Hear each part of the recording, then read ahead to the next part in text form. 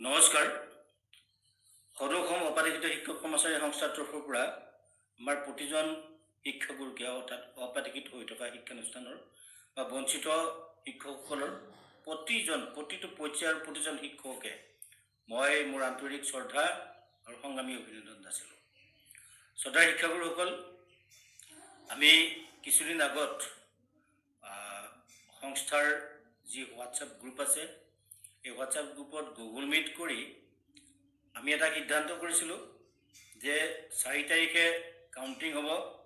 আৰু এই কাউণ্টিঙৰ আগতে আমি যিসকল শিক্ষানুষ্ঠানে ইতিমধ্যে PMS পৰ্টেলত ৰেজিষ্ট্ৰেশ্যন কৰিছোঁ বা গুৰুদক্ষিণা পৰ্টেলত ৰেজিষ্ট্ৰেশ্যন কৰিছোঁ, এই আটাইবিলাক শিক্ষক কৰ্মচাৰীক একেলগে লৈ আমি এখন সাধাৰণ সভা অনুষ্ঠিত কৰাৰ কথা সিদ্ধান্ত কৰিছিলোঁ।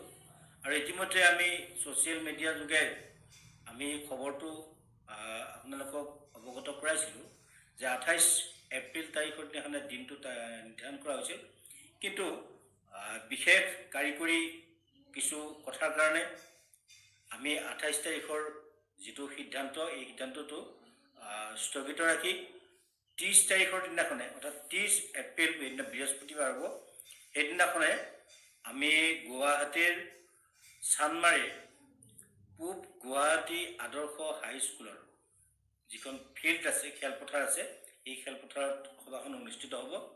ইয়াত আমি 2024 চনৰ এখন সভা অনুষ্ঠিত কৰিছিলোঁ আগতে, য'ত আমি টিউটৰসকল, কণ্টেক্সচুৱেল টিচাৰ আৰু আমাৰ সদৌ অসম অপাধিকৃত শিক্ষক কৰ্মচাৰীৰ সমন্বিতে সেই সভাখন হৈছিল, একেলগে সন্মিলিত সভা।